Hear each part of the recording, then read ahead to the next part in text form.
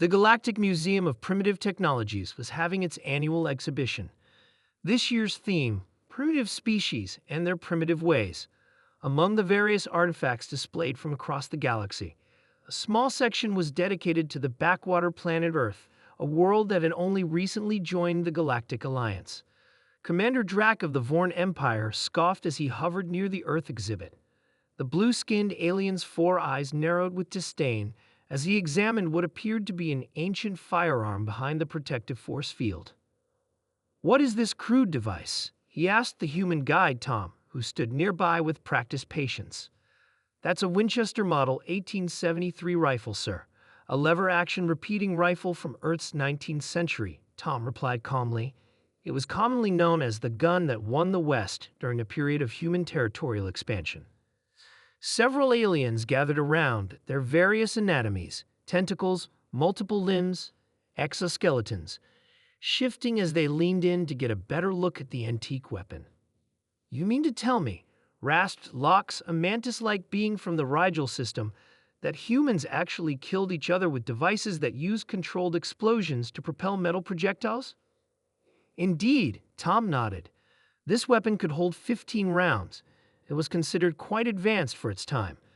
The gathered aliens erupted in chittering laughter. Even the normally stoic Vorn commander's facial ridges vibrated with amusement. "How barbaric!" exclaimed Niru, an Orphas entity that glowed softly in shifting purple hues. "Our species developed neural stun weapons before we ever reached space. No wonder humans were confined to their solar system for so long." Tom smiled thinly, accustomed to such reactions. Every species thought their technological path was the most logical one. Few understood that Earth's unique history had forged humanity's particular approach to problem-solving. "The craftsmanship is surprisingly intricate," noted Plex, a smaller, mouse-like alien who had been quietly examining the weapon with 6-fingered paws. As the group's weapons historian, he had more appreciation for diverse technological approaches than most. Considering the limited tools available at the time, this shows remarkable engineering. "Engineering?" Commander Drax scoffed. "It's a tube that makes small metal bits go fast. My species had mastered gravitic manipulation when humans were still figuring out how to make these projectiles fly straight."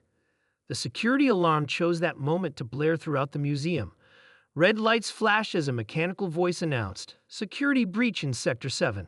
All personnel and visitors, please remain where you are." Sector 7, the Earth exhibit. The force field around the Winchester rifle flickered and died. Before anyone could react, the ancient firearm vanished from its display stand. "What just happened?" demanded Commander Drac, his voice rising above the alarm. Tom looked as surprised as the aliens. I don't know." Museum security arrived within moments, led by Director Quell, a tall, thin alien with reflective skin. "The human artifact has been stolen," he announced gravely. "All exits are sealed. The thief cannot escape." But after 6 hours of thorough searching using the most advanced detection technology in the galaxy, the rifle was nowhere to be found. 3 days later, the Galactic Council convened an emergency session. Reports had come in from across 5 star systems of similar thefts, all targeting ancient human weapons. Medieval swords, Revolutionary War muskets, World War II firearms, all vanished from museums and private collections throughout the galaxy. In the council chambers, the Vorn ambassador pounded his fist on the table. "This is clearly a human plot. They're reclaiming their barbaric heritage." The human representative, Ambassador James, remained calm. "My government denies any involvement. We're as concerned as you are."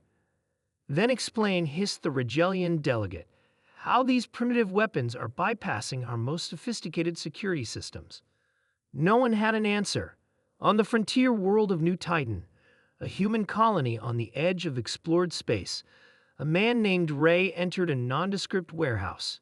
Inside, dozens of people worked meticulously, examining and restoring the stolen artifacts. An older woman named Ellen looked up from the Winchester rifle that had disappeared from the Galactic Museum. "It's in remarkably good condition," she said. "They preserved it well, even if they didn't understand it." Ray nodded. The aliens never understood what made humanity different. They think technology is always about the newest, most advanced solution. They don't get that sometimes the old ways work just fine, Ellen replied, working the lever action of the rifle with practiced ease. The mechanism clicked satisfyingly, especially when their fancy energy shields are calibrated to stop energy weapons and molecular disruptors, not lead bullets. In the corner of the warehouse, a communications officer rushed in. The Krell fleet has jumped into the system. 7 dreadnoughts, just like intelligence warned. Ray looked around the warehouse at the collection of primitive weapons, each one representing a technology the advanced aliens had long abandoned and forgotten how to defend against. The Krell think they can just sweep in and take our colony while the Galactic Council debates? Ray shook his head. They've studied our energy weapons, our shield technology, our standard military doctrine, but they've never faced these. He picked up an old Thompson submachine gun, another primitive weapon the aliens had laughed at in their museums. Let's remind the galaxy why humanity survived long enough to reach the stars. Outside, the Krell invasion force descended, confident in their superior technology and their understanding of standard human defenses. They had no idea what was coming. As the first Krell soldiers stepped onto human soil, they were met not with the expected energy weapons of modern galactic warfare, but with a barrage from technologies they had only ever seen behind museum glass. Technologies their advanced armor had no defenses against. Technologies whose underlying principles had been dismissed as primitive and forgotten by races that considered themselves far superior. The aliens had laughed at human weapons until those weapons vanished. They weren't laughing anymore.